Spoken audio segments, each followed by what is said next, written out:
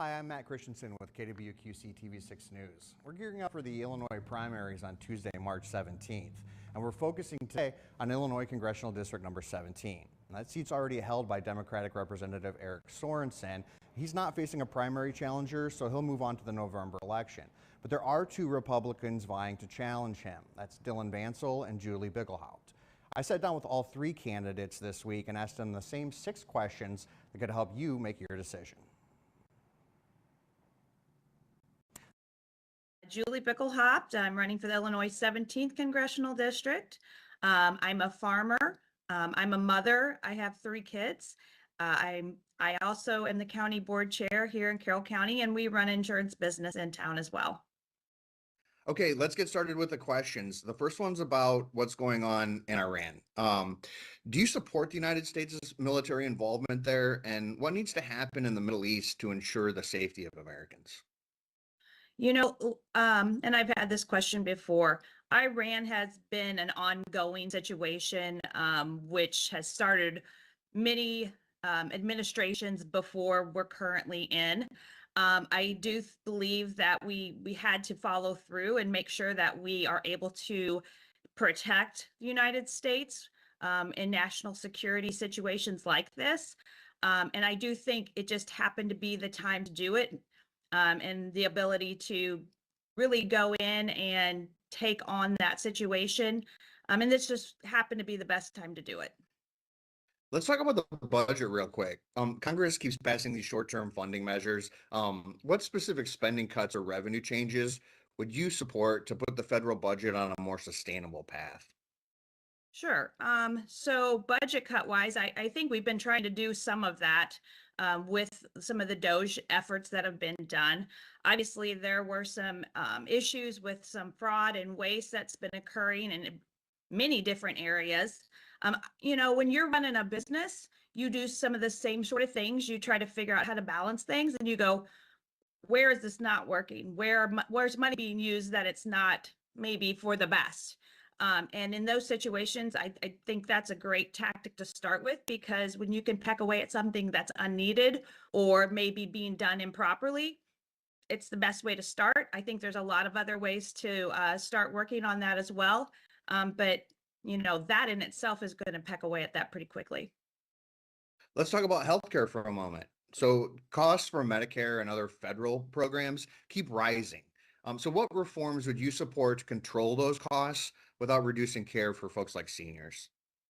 Sure. Yeah. I mean, you know, the problem we got into there was when ACA began. That was a program that I didn't align with when it started. I believe in a free market system, and that kind of shut that down. It was claiming to not do that, but at the end, that's what it's done, and it's created loopholes for to really feed the pockets of insurance companies and some pharmaceutical companies, when really we want to see those dollars and that control being in the hands of the account holder, the policy holder, and their ability to work with the doctors. So we need to really reboot that, maybe rebuild it, and see what we can do to give people options, and the options that work for them, not being really told how to use their insurance. And obviously, we need to protect our seniors. We need to protect really anyone that can hold a policy. That's important. And we all want good insurance. We all want to be protected when something goes wrong. Let's talk about immigration. That's another hot topic, and it has been for years. And both parties now say that the system is broken. What specific policy changes beyond enforcement would you support to help fix the system? On immigration? Yeah. So, well, you know, obviously we have rules for a reason. We have immigration processes for a reason, and that's to, you know, secure national security. We really have to make sure we're securing our border and vetting the people coming into our country. And really, we have a process to do that. The part where that fell apart at some point, that was the issue. We have to make sure that, you know, that we're doing that. There have been gangs and drugs come across the border, and we really have to make sure that's not happening, because it's been too the defeat of the people that actually live here. And that's not okay. So I really do feel like if we start from where we're supposed to and we run it the way it was originated with the rules and regulations and vetting process, um, we can bring the right people into our country. We want people to come to our country who appreciate America, who want to be here, who have the pride of an American. And we do that through that vetting process and making sure those people want to be here for the right reasons. Let's talk about another issue that's important in Illinois 17, and that's folks who are going to be counting on Social Security as part of their retirement. Now, that system is projected to face shortfalls within the next decade. So, should Americans expect higher payroll taxes, a higher retirement age, or reduced benefits? I think there's options to see any of those things. Obviously, Social Security has not been funded properly. I think, my generation going into Social Security and receiving that understood, you know, that's not going to be what I retire on. I'm going to have to invest other dollars. Obviously, a lot of companies have 401ks. That doesn't take care of the problem because there are some people who do have to survive on Social Security at the end of the day. But, I could see any one of those options you put out there being something that's going to have to be done. Increasing the working age, I hate to see that. We are living to be older, and they like to say the new 70s, the old 50 or whatever. So it is relevant that probably people are healthier and living longer these days. To you could expand that, but at the end of the day, most people retiring don't really want to see that. I think we have to look at all the options and see what can be done to rectify that situation and make sure people can semi retire on that. But like I said, I feel like most of my generation realized that's not going to be the whole picture of your retirement if you plan to retire pretty well. Okay, last question already. Let's talk about artificial intelligence. So lawmakers on both sides of the aisle have warned that artificial intelligence is going to reshape the economy and perhaps spread misinformation. What kind of federal regulations, if any, should Congress place on companies who are developing advanced AI? You know, I also believe, you look at social media and where that's gone, where it started, and there was very little potentially oversight on that.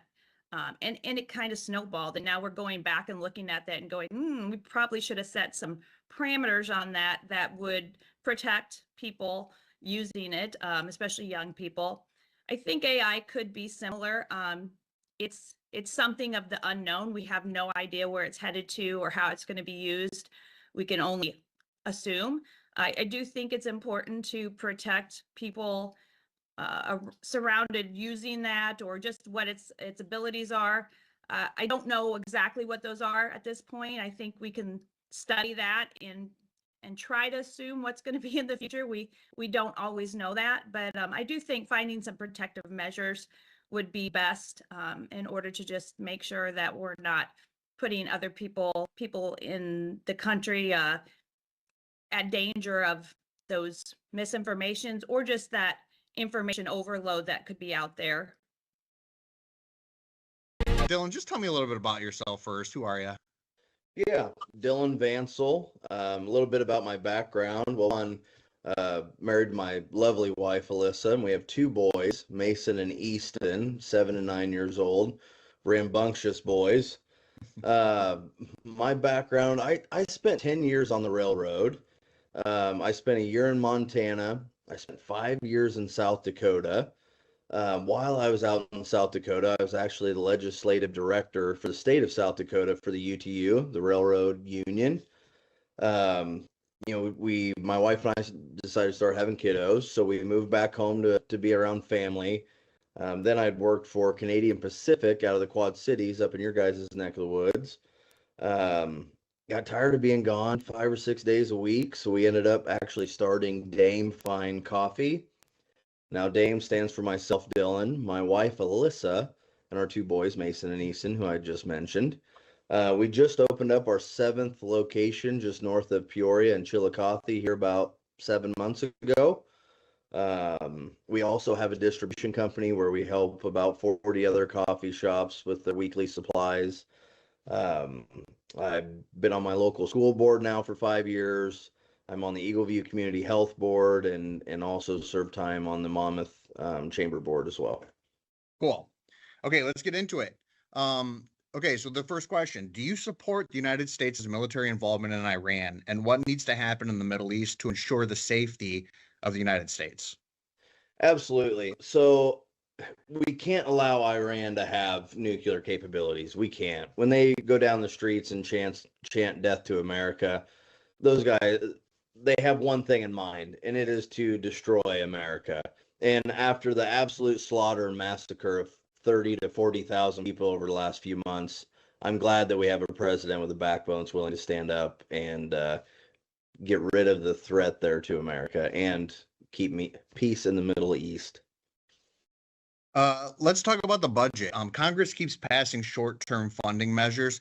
What specific spend cuts or revenue changes would you support to put the federal budget on a sustainable path? I mean, there's several things, but the biggest thing that I'm worried about, and what I think the midterm is, most people are going to be in tune to, is affordability in general. The biggest thing that I've been hearing lately is our healthcare system. I am sick and tired of the government just throwing money at things, thinking that's going to fix the problem. Until we get down to some of the root causes of these issues, we're never going to see anything change. With healthcare, you go to the hospital with a broken arm and you don't have health insurance, your bill might be $600. I go in with health insurance, my bill might be $5,000 or $6,000 for the same thing. Should be the same price, no matter whether you have insurance or not. And by doing that, that will lower our insurance premiums. And we also have to break up these monopolies within healthcare. Aetna owns the health insurance, the pharmacies, the PBMs, the physicians, the healthcare facilities, and they own a bank on top of all of it. We have to break it up. That vertical integration has absolutely destroyed competition in not only our healthcare system, but also our ag industry as well.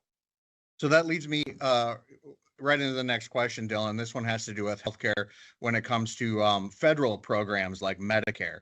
Those programs costs keep rising too. So what reforms would you support to control those costs without reducing care for seniors who rely on those programs? So we have to make those programs stronger for the people that actually need them. Now, myself, I was raised by a single mother. My brother and I both lived on food stamps and Medicaid. Lived it all 18 years of my childhood. We have to get these people that are able-bodied Americans. We've got to get them back to work. Now, Senator John Kennedy just came out with a report here last week or so, showed we have to redefine what poverty is, because by the time that you receive all of these different benefits, you're making about $65,000 a year off the taxpayers, tax-free. So we've got to get it's not a handout, it's a hand up. I'm all willing and wanting to help those who are willing to help themselves. We've got to get back to that, which in turn will make this system stronger for the people that need it, like our seniors. Let's talk about immigration real quick. So both parties have said that the system is broken, right? But what specific policies or changes beyond enforcement would you support to fix the system? So, I mean, there's good people that want to come to America, and I agree with that wholeheartedly. And those people should be allowed to come to America. We have to do proper, vetting. We have to do proper background checks. I'm all for that. Maybe there's some options there where we can speed up some of those things, or maybe we need some more. We need some more staff in that area where we can help process some of these things a little quicker. But having an open border and just allowing anybody to walk into our country is not the right answer. Let's talk about Social Security. So the trust fund that funds that is projected to face shortfalls already within the next decade. Should Americans expect higher payroll taxes, a higher retirement age, or reduced benefits? As somebody that's younger myself, I'm worried, is Social Security going to be there when I get to 67, or will it be 85 by then? I don't know. But what we're doing now, we have to, I mean, look at all the fraud that they've uncovered with Social Security and all these people that have passed years ago that are still collecting paychecks. We have to reduce the fraud, waste, and abuse within that system, which again will make it stronger. I I don't know what they're going to do to fix it. I don't have the answers to all of it. I'm not going to sit here and blow smoke and tell you I do. Myself, I'm investing in my own 401ks, my own Roth IRAs, so that way I know I'm covered when the time comes for myself to retire and my family. So we're going to have to make some cuts. Those are some hard conversations that we're going to have coming up. But I think we're heading in the right direction with getting rid of a lot of the waste, fraud, and abuse within that program to help sustain it a little further. All right, last question. Lawmakers have warned that artificial intelligence could reshape the economy and spread misinformation. So, what kind of federal regulations, if any, should Congress place on companies developing advanced AI? AI is such a new thing, but it's evolving just rapid pace. I am worried it is going to reduce jobs. Now, some of these guys that are developing the AI say, no, it won't affect anything. Yes, it will. And that's the whole intent is to have things more automation. Um, the government's got to really take a look at and see what can be done to regulate. The last thing we want is millions of people without jobs and replaced by AI right off the get-go.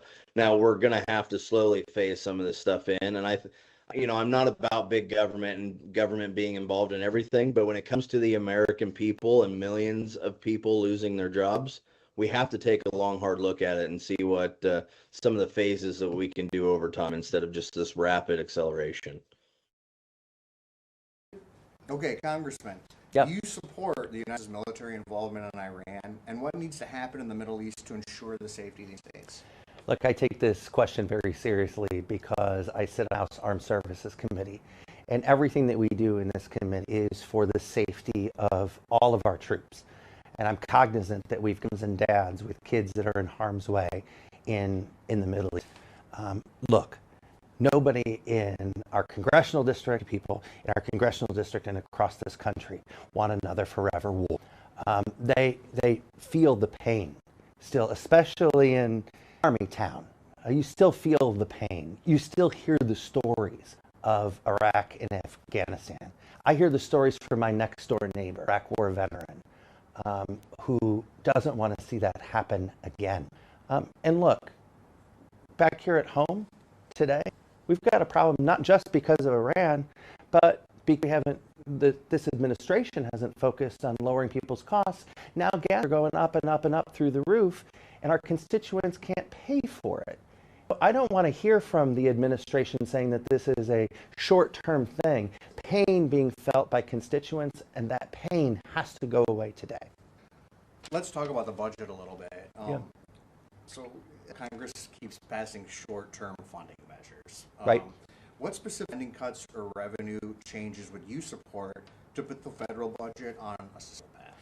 I don't think people understand that when we are in a continuing resolution, which we have been in my entire time in Congress, that there is so much waste of your federal dollars.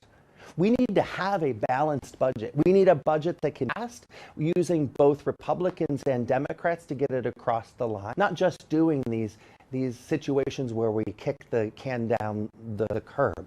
Right? We need to make sure that we're solving the problems, so making sure that we're taking care of that debt, because I don't think that it's right. We are allowing our kids and our grandkids to have to deal with the because there were politicians in Washington that couldn't solve the problem today.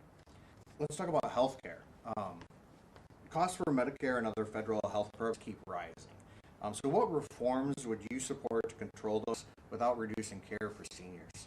Just yesterday, I was at McDonough Hospital, and I was listening to not only the people there that are running the hospital, but the mayor himself, who said that the big, ugly bill is almost due their hospital in.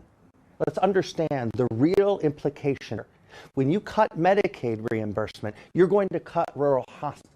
We're going to have fewer people that are connected to health. On top of that, from December to today, we have tens of thousands of people in Illinois 17 alone that have been priced out of their health care because the AC subsidies went away and there was no option.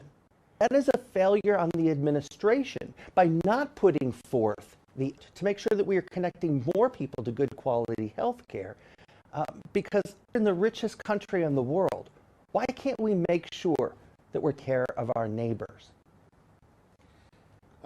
Immigration. So both parties say the system is broken, right?